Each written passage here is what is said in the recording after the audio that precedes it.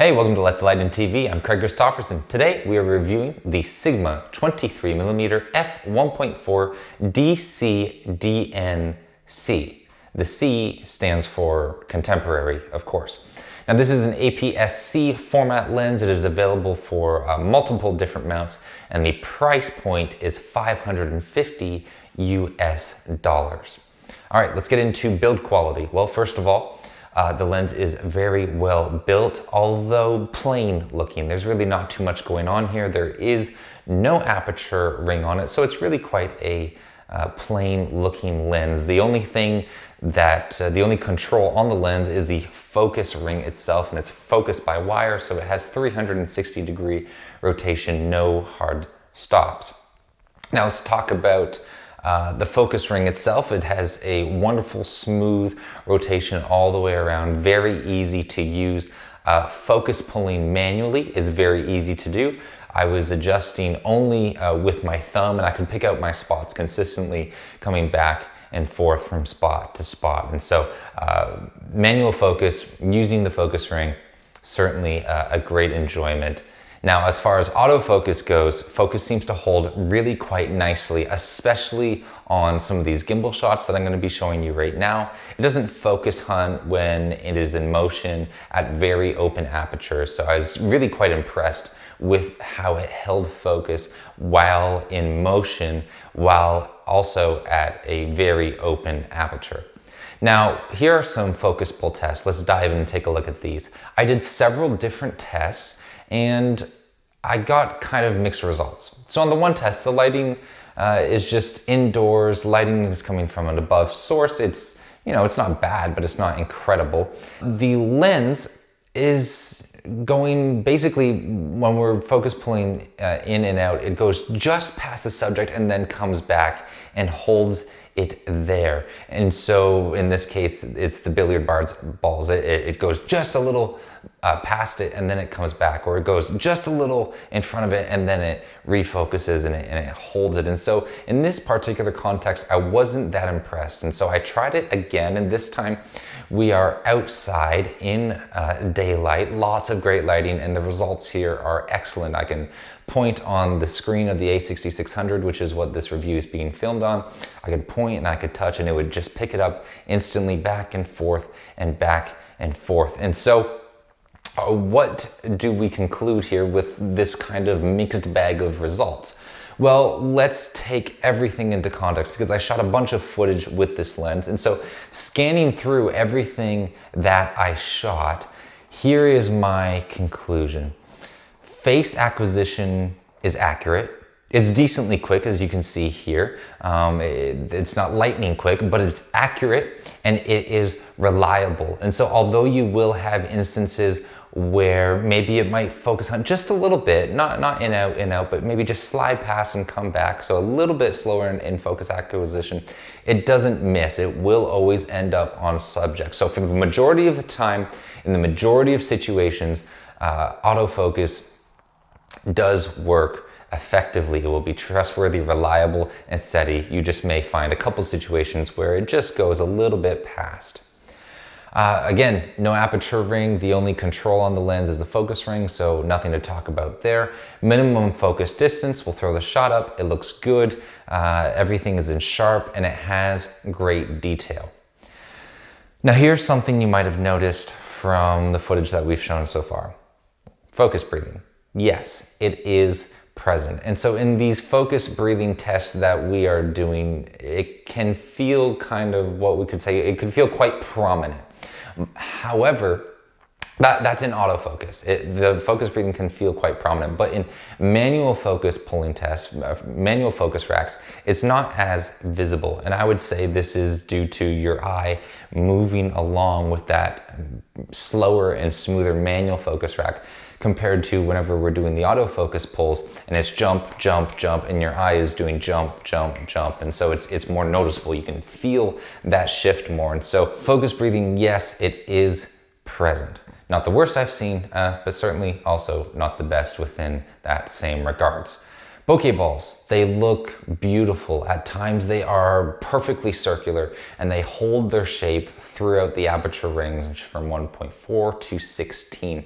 At another time, as you can see on the screen here, they weren't perfectly circular, but they really are quite close.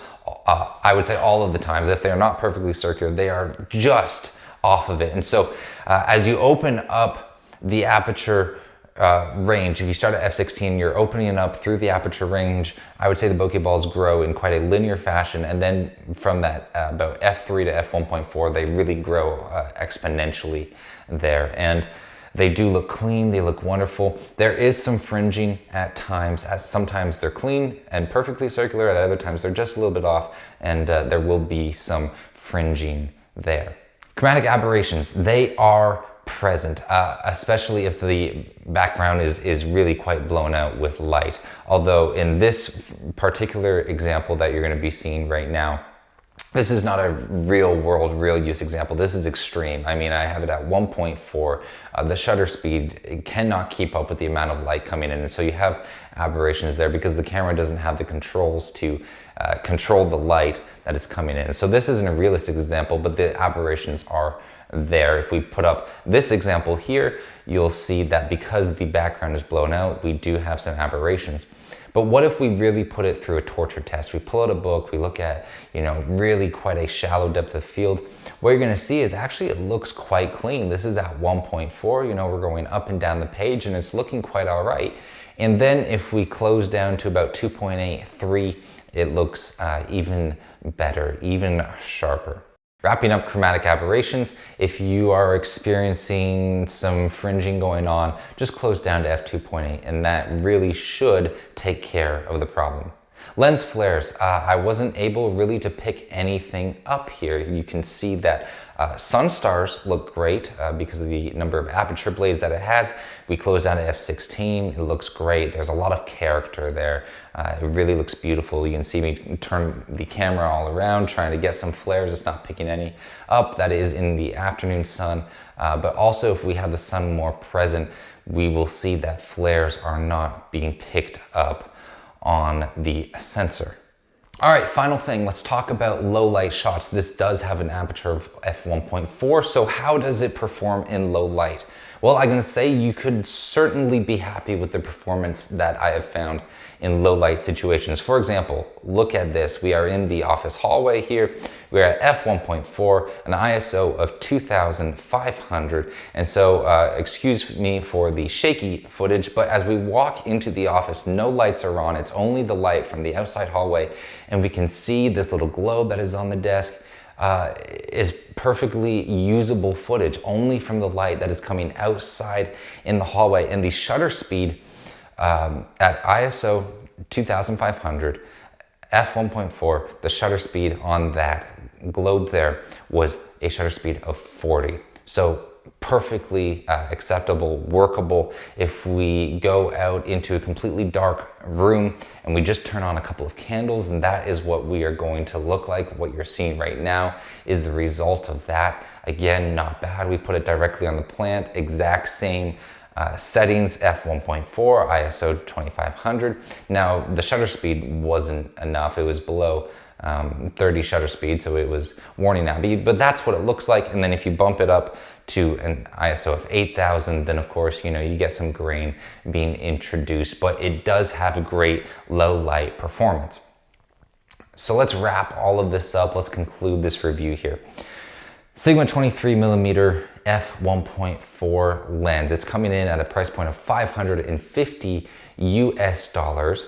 Focus breathing is present. Chromatic aberrations, overall, it's quite clean. It will happen if you are wide open all the time at f1.4, but just close down. So chromatic aberrations, I'm not gonna say really anything too negative about that. It looks clean. Lens flares, I wasn't able to introduce any. Sun stars look great. Focus acquisition is fantastic. Overall, it is able to be a reliable and trustworthy lens in terms of finding focus and holding that focus, especially as you saw on the gimbal shots. Low light performance, it's excellent, coming in with an aperture of f1.4, price point of $550.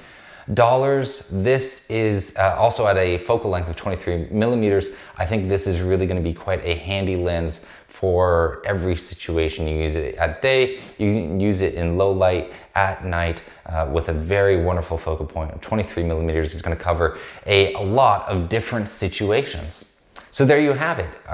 That is all the info I have for you about the Sigma 23 millimeter. That is my review and the footage I got. If you want to buy this lens, the links are down below. If you want to check out how this lens performs in regards to photos, here's a link to Dustin Abbott's channel and his review. You can go and check that out there. Just one last little note before we close out the video today. I have a new link in the description. I've also updated it in the old videos. It's called Find Best Deal. And so if you click that link, it should find you the best price available for the product that I'm reviewing. So if you're interested in purchasing the product that I'm reviewing, go ahead and check that out. All right, that's all I got for you today. Hope you have a wonderful day. I hope you're enjoying the spring season. Take care, and remember to let the light in.